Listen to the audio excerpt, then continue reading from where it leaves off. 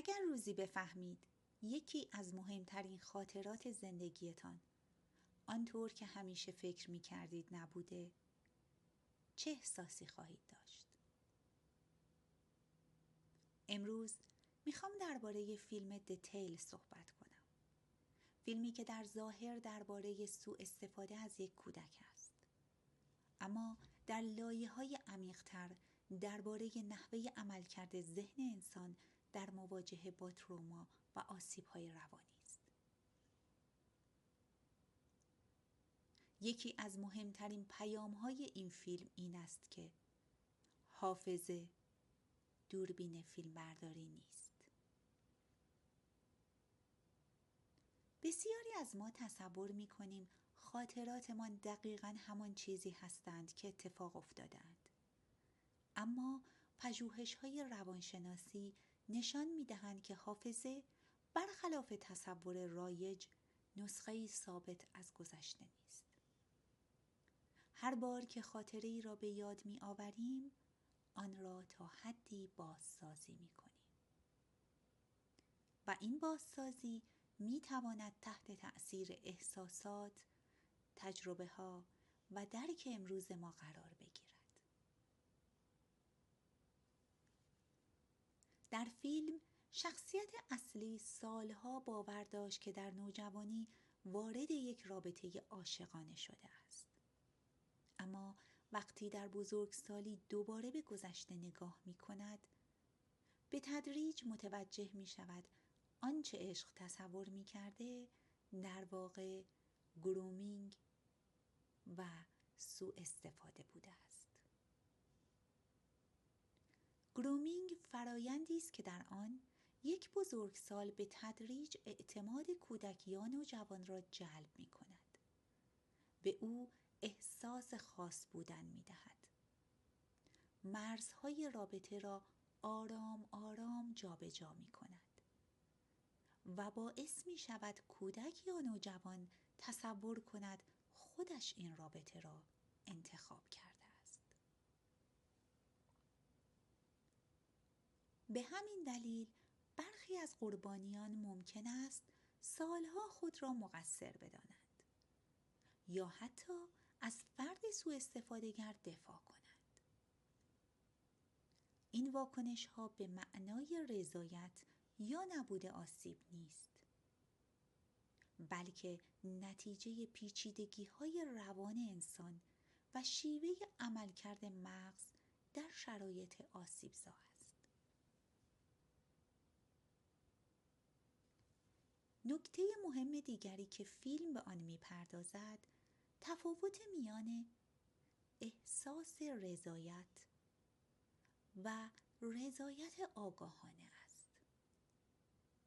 ممکن است یک کودک یا نوجوان احساس کند کسی را دوست دارد یا از توجه او لذت ببرد، اما از نظر روانشناختی، اخلاقی و قانونی کودک توانایی رضایت آگاهانه برای ورود به چنین رابطه‌ای را ندارد. مسئولیت این رابطه همیشه بر عهده فرد بزرگسال است.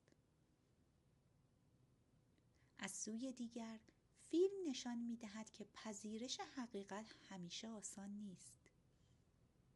گاهی فروپاشی روایتی که سالها با آن زندگی کرده ایم از خود خاطره هم دردناکتر است. اما همین مواجهه با حقیقت می تواند آغاز فرایند درمان و التیام باشد. به نظر من دیتیل بیش از آن که درباره گذشته باشه، درباره شجاعت روبرو شدن با حقیقتی که شاید سالها ذهن ما برای محافظت از خود آن را به شکل دیگر روایت کرده است. شاد باشید، در صلح و آرامش باشید. درود همراهان عزیز. امروز میخوام درباره فیلم پیسفول واریر صحبت کنم. فیلمی که به نظر من فراتر از یک داستان ورزشی درباره هویت، اضطراب و آرامش درونیه. چرا بعضی آدما با وجود موفقیت‌های زیاد باز هم احساس آرامش نمی‌کنند؟ این شاید مهمترین سوالی باشه که این فیلم سعی می‌کنه بهش پاسخ بده. در نگاه اول این فیلم درباره یک ژیمناست جوان به نام دن میلمنه. ورزشکاری با استعداد، موفق، محبوب و با آینده‌ای درخشان. از بیرون تقریباً همه چیز داره. اما اگر کمی عمیق‌تر نگاه کنیم متوجه میشیم که درون او پر از اضطراب، ترس و احساس ناکافی بودنه. دن دائما در حال دویدن برای مدال بعدی، موفقیت بعدی، تایید دیگران و اثبات خودش. او تصور میکنه اگر روزی به قهرمانی برسه بالاخره احساس آرامش خواهد کرد. این دقیقاً همون چرخه‌ایه که بسیاری از ما هم در زندگی تجربه میکنیم. به خودمون میگیم اگه این شغل رو پیدا کنم آرام میشم. اگر ازدواج کنم خوشحال میشم. اگر وزن کم کنم بالاخره خودم رو دوست خواهم داشت. اگر درآمدم بیشتر بشه دیگه هیچ نگرانی نخواهم داشت. اما معمولاً وقتی به اون هدف میرسیم ذهن خیلی زود هدف جدیدی میسازه و دوباره احساس میکنیم هنوز کافی نیستیم. در روانشناسی به این پدیده تردمیل لذت یا هدونیک تردمیل میگن. یعنی ذهن انسان خیلی سریع به موفقیت‌ها عادت میکنه و دوباره احساس کمبود میکنه.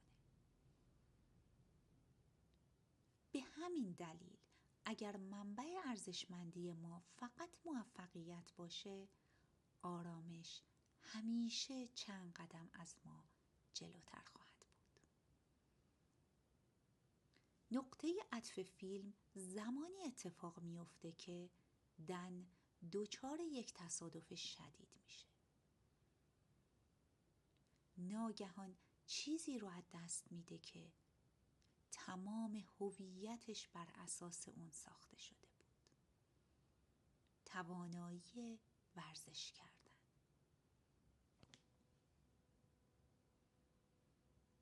در اینجا فیلم یک سوال بسیار مهم مطرح میکنه.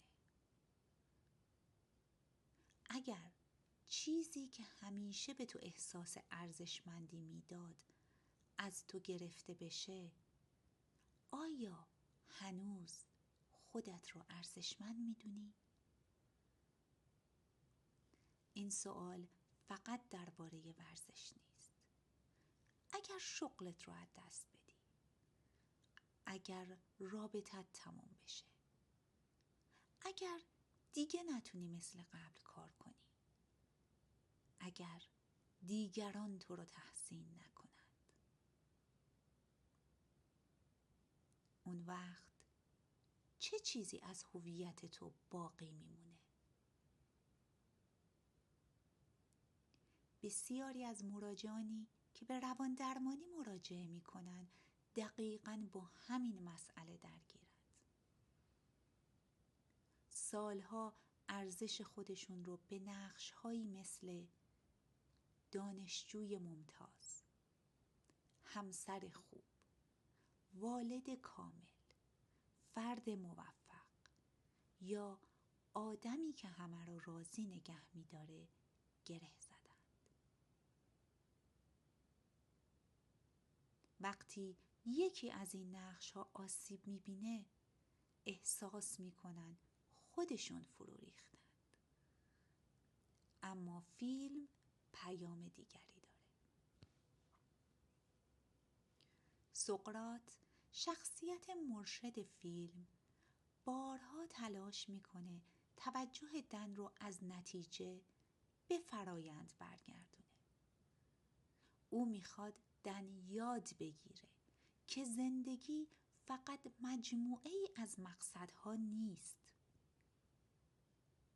اگر تمام عمر منتظر رسیدن به مقصد بعدی باشیم، ممکنه هیچ وقت واقعاً زندگی نکنیم.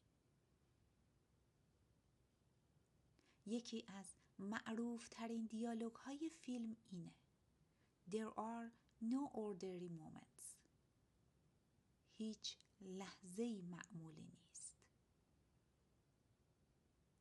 این جمله فقط یک نقل قول زیبا نیست، بلکه یادآوری میکنه که ذهن ما اغلب اونقدر درگیر گذشته و آینده است که لحظه اکنون را از دست میده. در حالی که تنها جایی که واقعاً میتونیم زندگی کنیم همین لحظه است. از نگاه روانشناسی این فیلم درباره کنار گذاشتن کمالگرایی هم هست.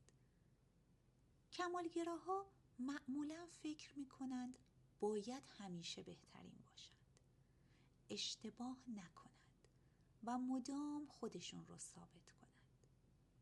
اما این طرز فکر آرامش رو از اونها میگیره، چون ارزشمندیشون وابسته به نتیجه است، نه به خودشون.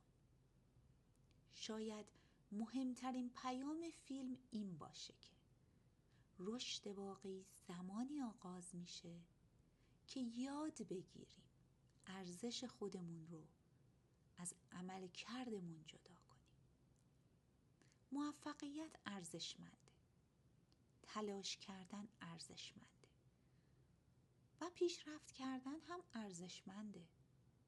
اما اگر فقط زمانی خودمون رو دوست داشته باشیم که موفقیم، همیشه در ترس از شکست زندگی خواهیم بود. آرامش واقعی از این باور میاد که حتی وقتی شکست میخوریم، حتی وقتی مسیرمون تغییر میکنه، حتی وقتی شرایط مطابق میل ما نیست، باز هم ارزشمندیم. شاید به همین دلیله که پیسفول واریر بعد از سالها هنوز برای خیلی ها الهام بخشه، چون یادآوری میکنه که بزرگترین نبرد زندگی رقابت با دیگران نیست، بلکه رها شدن از ترس‌ها، باورهای محدود کننده و قضاوت‌هایی که درباره خودمون داریم.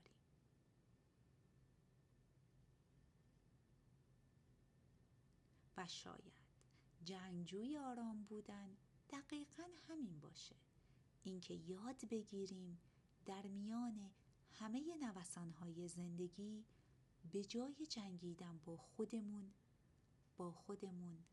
آشتی کنیم. شاد باشید، در صلح و آرامش باشید. گاهی بدترین زندان زندانی است که دیوار ندارد و شاید ترسناکتر این باشد که زندانی حتی نداند زندانی است.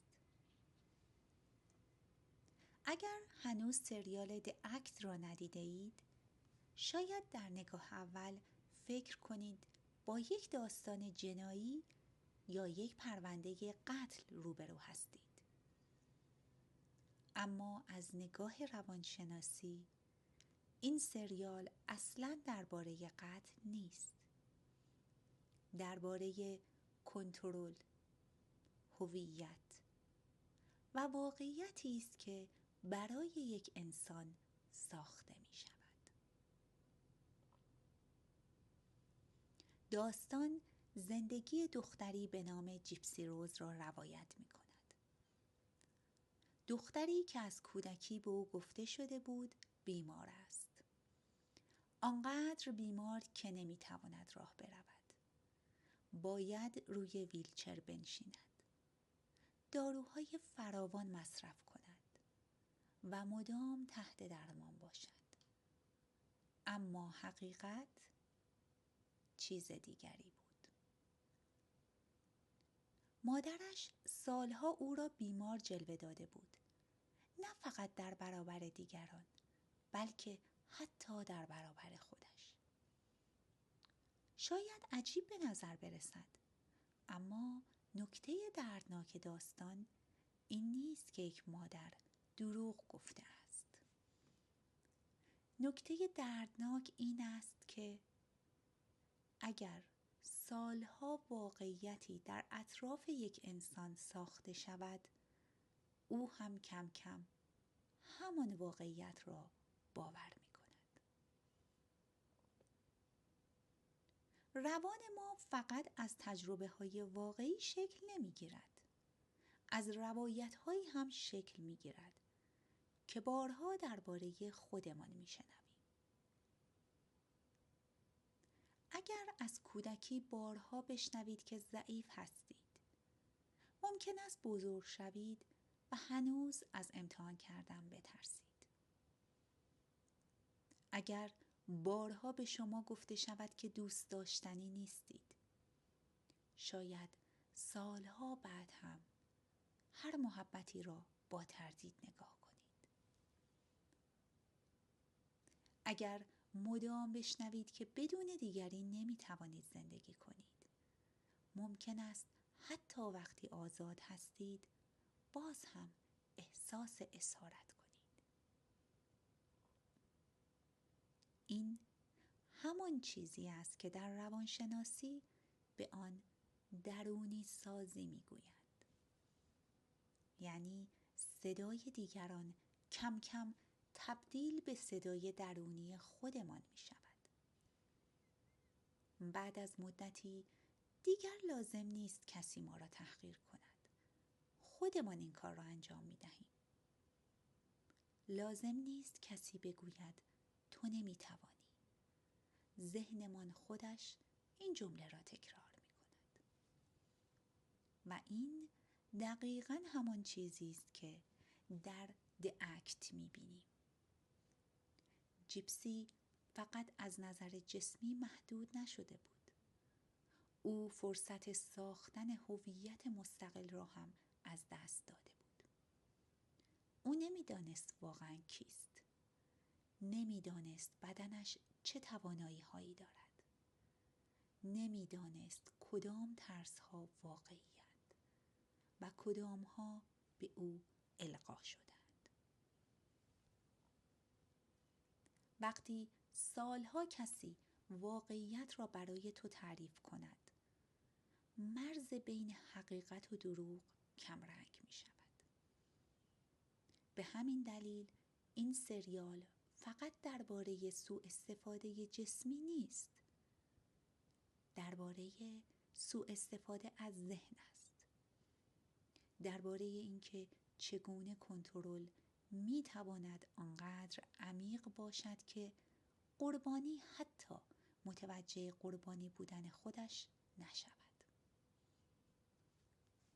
اما شاید مهمترین سوال این سریال برای همه ما این باشد: چند باور در ذهن من وجود دارد که واقعاً متعلق به خودم نیست؟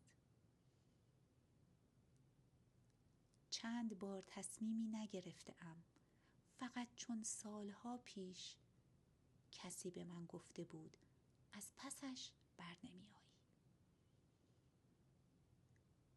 چند استعداد را کنار گذاشتم فقط چون زمانی کسی مرا باور نداشت؟ و چند ترس را هنوز با خودم حمل می کنم، در حالی که سالهاست دیگر خطری وجود ندارد. گاهی بزرگترین زخم‌های ما زخم‌هایی نیستند که روی بدن دیده می شوند، بلکه باورهایی هستند که آرام آرام در ذهن ما کاشته شده‌اند. باورهایی که آنقدر تکرار شده‌اند که دیگر فکر می کنیم حقیقتند. شاید یکی از مهمترین بخش‌های درمان روانشناختی همین باشد، اینکه انسان کم کم یاد بگیرد از خودش بپرسد این صدایی که در ذهنم میشنوم واقعاً صدای خود من است یا صدای کسی است که سالها پیش در ذهنم کاشته شده. و شاید آزادی واقعی از همان لحظه‌ای آغاز شود که بتوانیم برای اولین بار این دو صدا را از هم تشخیص دهیم. شاد باشید، در صلح و آرامش باشید. آیا جوکر واقعاً داستان تولد یک شرور است یا روایت انسانی که سالها دردش دیده نشد؟ اگر این فیلم را فقط داستان یک شخصیت منفی بدانیم، شاید مهمترین پیام آن را از دست بدهیم. جوکر بیش از آنکه درباره خشونت باشد، درباره زخم‌هایی است که سالها نادیده گرفته شدند و آرام آرام مسیر زندگی یک انسان را تغییر دادند. تحلیل روانشناختی فیلم جوکر. فیلم جوکر را میتوان از زوایای مختلفی تماشا کرد. عده‌ای آن را داستان شکلگیری یکی از معروفترین شخصیت‌های منفی دنیای سینما می‌دانند. برخی آن را نقدی بر نابرابری‌های اجتماعی می‌بینند و برخی دیگر آن را روایتی از فروپاشی تدریجی روان یک انسان. اما اگر با نگاه روانشناختی به این فیلم نزدیک شویم، با داستان مردی روبرو می شویم که سالها در جستجوی چیزی بسیار ساده بوده است، اینکه کسی او را ببیند، صدایش را بشنود و وجودش را ارزشمند بداند.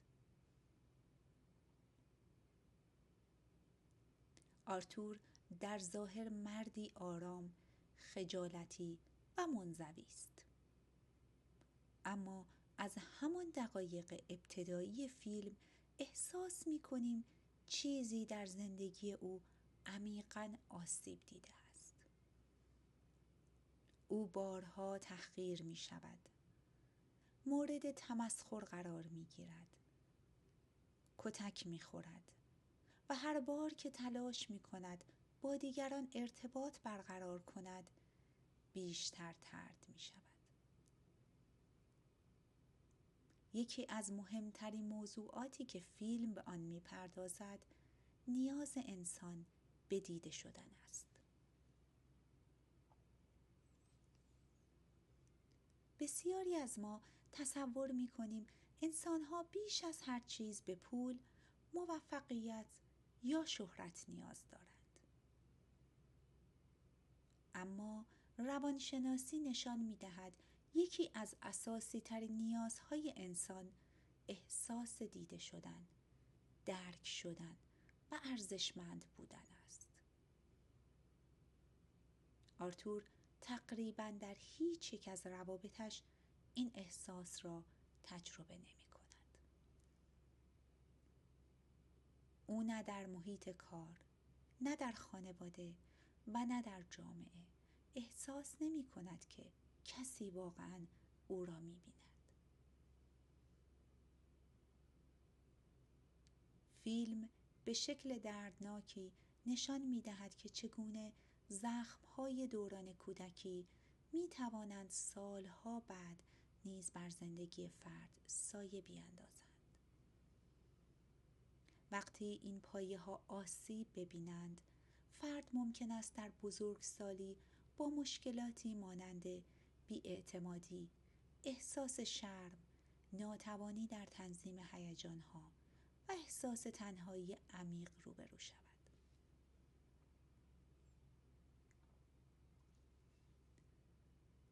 از نگاه طرحوار درمانی، شخصیت آرتور نمونه جالبی برای بررسی است. این باورها در طول سالها بارها توسط تجربه‌های جدید تایید می‌شوند و هر بار عمیق‌تر از قبل در شخصیت او ریشه می‌دوانند. در بخش بزرگی از فیلم ما با کودک آسیب پذیر آرتور روبرو هستیم. بخشی از وجود او که هنوز تشنه محبت، پذیرش و امنیت است. یکی از هوشمندانه ترین بخش های فیلم بازی با مرز میان خیال و واقعیت است. این شیوه روایت باعث می شود برای لحظاتی جهان را از دریچه ذهن فردی ببینیم که برداشت او از واقعیت تحت تأثیر رنج‌های عمیق و مشکلات روانشناختی قرار گرفته است.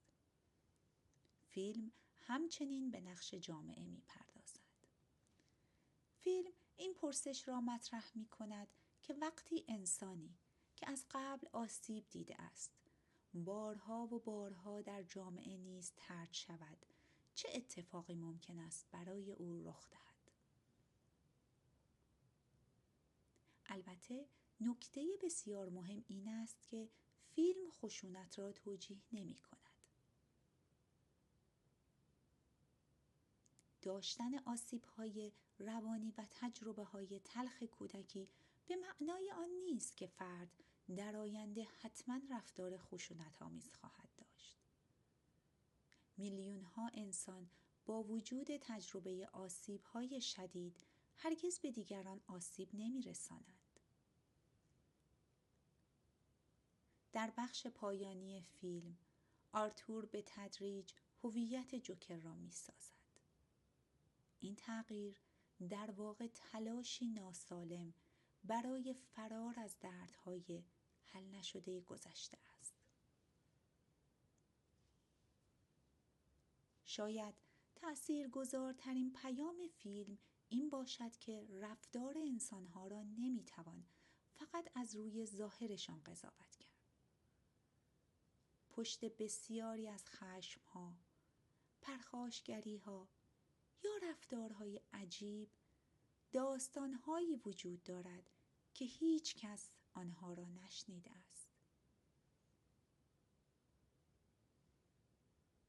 در نهایت جوکر فیلمی درباره یک شرور نیست. فیلمی درباره انسانی است که سالها فرصت درمان، حمایت، همدلی و دیده شدن را از دست داده است. شاید به همین دلیل است که بسیاری از مخاطبان پس از پایان فیلم بیش از آن که از جوکر بترسند، از این فکر می‌ترسند که اگر دردهای انسانها برای مدت طولانی نادیده گرفته شوند، ممکن است روزی به شکل‌هایی بروز کنند که دیگر قابل بازگشت نباشند.